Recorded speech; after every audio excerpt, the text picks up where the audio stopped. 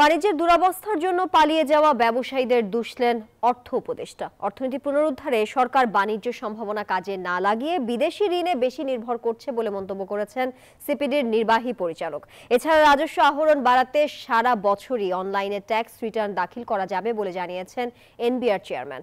রাজধানীতে এক সেমিনারে তারা এসব কথা বলেন।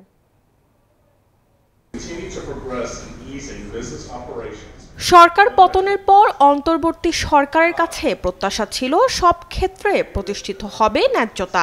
প্রায় 6 মাস হতে চললেও সে প্রত্যাশা পূরণ হয়নি ব্যবসায়ীদের। American chamber of commerce AmCham আয়োজিত এই সেমিনারে ব্যবসায়ীরা অভিযোগ করেন এনবিআর, বাংলাদেশ ব্যাংক সহ সরকারি সংস্থাগুলো এখনো হয়রানি মুক্ত হয়নি। We need to simplify access to duty-free raw materials. Think beyond bonded warehouse license. I feel that if there is a 15% tax and if there is an additional tax above the 15% on supplementary duty on food items, I think it is unacceptable.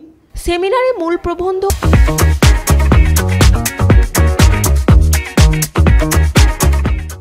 উপস্থাপনায় সিপিডির নির্বাহী পরিচালক বলেন, এখনো budget নীতি, মুদ্রানীতি ও বৈদেশিক মুদ্রা বিনিময় নীতি বাণিজ্য সম্প্রসারণে বাধা হয়ে আছে। Unfortunately, over the last couple of years, we have seen all of these macroeconomic indicators and their measures are not in place.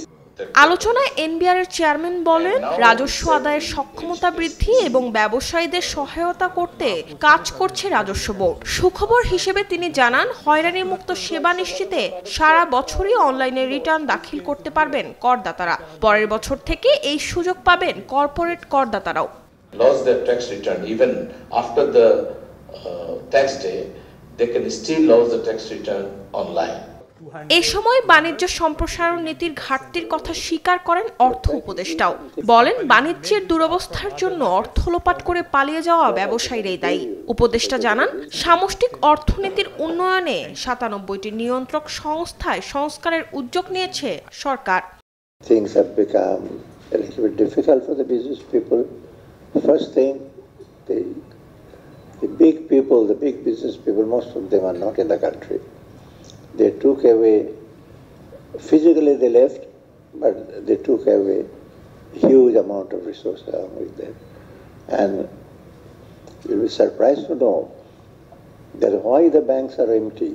2026 সালে এলডিসি গ্র্যাজুয়েশন হবে কিনা এমন প্রশ্নে সরাসরি জবাব না দিয়ে অর্থ উপদেষ্টা জানান, এক্ষেত্রে সরকার নমনীয় নীতি অনুসরণ করবে।